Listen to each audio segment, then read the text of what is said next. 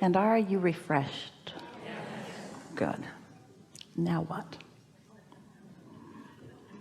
Is there anything left undone? Hardly. Thank you, Abraham, Esther, Jerry. I appreciate you so much, and I'm very grateful for the entire universe and being a part of this creative experience, being on the leading edge, expanding my desires. I want to know specifically, it just came to mind right now, I was thinking about it earlier, when I expand personally, or any one of us, as a human, the you, does the source you that flows through me and to me from source, does that also expand with the human expansion at the same point? Yes, but we took your expansion when you launched it to your vortex. When you let it in, that's all for you. Excellent. You don't have to release resistance in order to have done what you intended in the expansion of the universe. And that expansion that you discovered will be there for you in any moment in time that you release resistance, which for a lot of people is when they croak. Mm-hmm. Yeah. The 5-step, I'm really grateful that we went over with the second gentleman that came up about the 5 steps, and the lady, the first woman who came up here, we were talking about, she was saying between 4 and 5. There are a lot of people here, it's their first workshop. I was wondering if you would be gracious enough to go over the 5 steps, and specifically, I'm interested in knowing how, I feel like I'm really, let me give an example.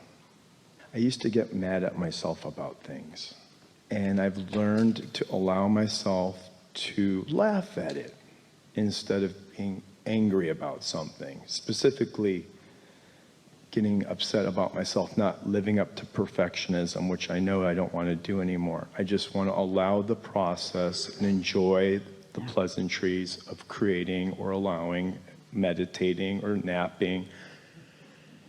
And with the 5th step, falling back and recognizing the contrasts and enjoying the contrasts and seeing those, and then the momentum of them being answered. And then can we go over the 5 steps, just because there are so many people here I think would really benefit from understanding why it's important. We want to do this, and it's not like going back over it, it's like discussing it from our new current now vantage point. Thank you. So in every moment there is variety, which means in every moment there is contrast. And contrast could mean resistance. It doesn't need to. When you go to a buffet and you say, I would like some of that and that and that, that's entirely different than saying, I don't eat that and I don't eat that and I don't eat that, and I don't know why you even put that out. And the person behind the counter might say, well, why does that bother you? I'm afraid it's going to accidentally get on my plate. Well, no, it's not going to jump on your plate. Nothing jumps on your plate that you don't give your attention to, so just choose what you want. And so contrast is so helpful, and it is present everywhere and at all times. So step 1 is exploring contrast, and from it coming to personal preferences. Now sometimes that preference is as simple as, I prefer this, and it's often from past experience. It might just look good. It doesn't matter. I'm choosing this. But you get more and more sophisticated as you move through life experience of knowing what you do prefer. And so at all levels of your being, you're offering preferences, and those preferences are emanating from you vibrationally.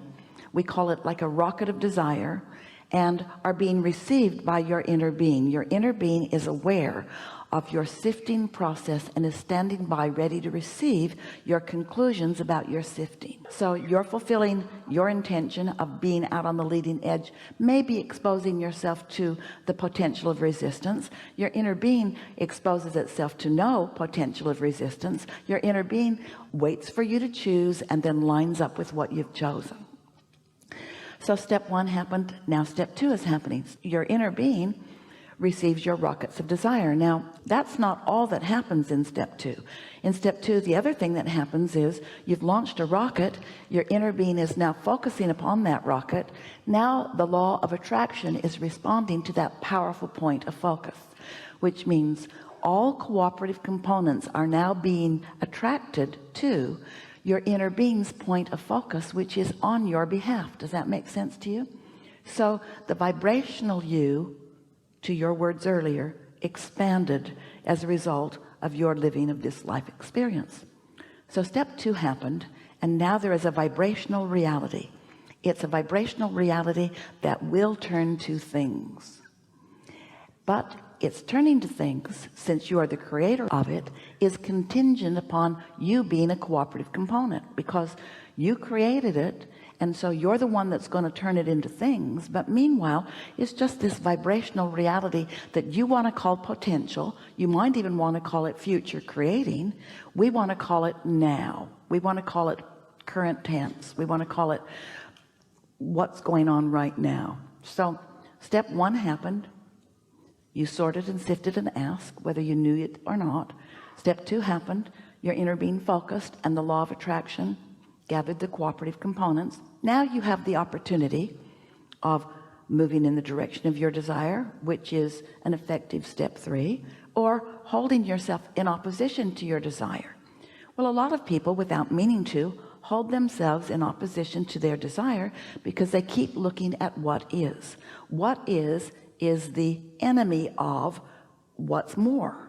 Because if you are so focused upon your current state of financial affairs, even though you've put so much into your vortex that is ready to be delivered to your bank account, you don't let it in, because what is in terms of manifestation is active instead of what is in terms of vibrational reality.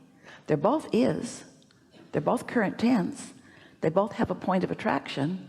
Your inner being's taking care of this one, you're taking care of this one. Clearest we've ever said it. Thank you very much. And when you become a vibrational match to this, feel your power. Imagine what it's like when you release your resistance and now you're in harmony with this. So that's step 3. Step 4 is being so aware of this process that once you discover step 3 and you like the sweet taste of alignment, that you begin to focus, because of the way you want to feel, on a steadier, more consistent, chronic basis, until you've mastered within yourself an awareness and a desire to feel that.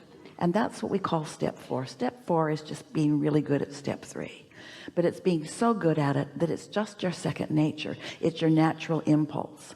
When you're like that, people say that's an optimistic person. When you are like that, people say that's a forward-looking person. And so step 4 is just being really good at step 3. Then step 5 is you're hanging around in step 4 most of the time, but the contrast still surrounds you, because every time you know what you don't want and know what you do want and then line up with it, you accomplish something, it manifests, but you also get a whole new set of contrasting experiences which cause the process to start over again. So there's never a time when you're not aware and launching new rockets.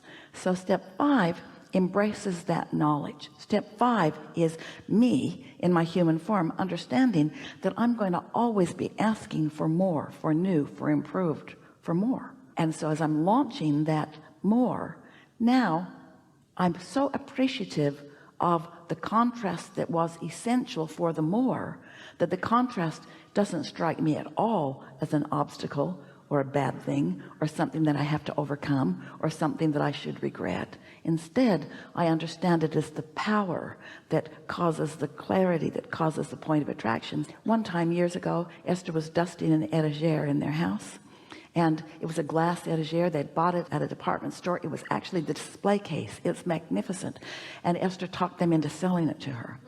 And so she has this beautiful display case in her living room, and it little pegs sticking out from these shelves, chrome shelves, and glass sitting on top of the pegs. And without realizing it, the glass, each time she was dusting it, was moving a little closer to the edge And one day she put her cloth on it, and the top shelf just collapsed into the next, which collapsed into the next, and everything on the shelf was broken. The little lovelies that they had gathered for quite a while. Jerry heard the crash from the other room, hollered at Esther, don't move, because he knew she had bare feet. He came. Shards of glass were actually sticking in the floor. These were big shelves. Esther was unhurt, and Jerry said, oh good, something to buy. And he meant it. He meant it. Oh good, something to buy.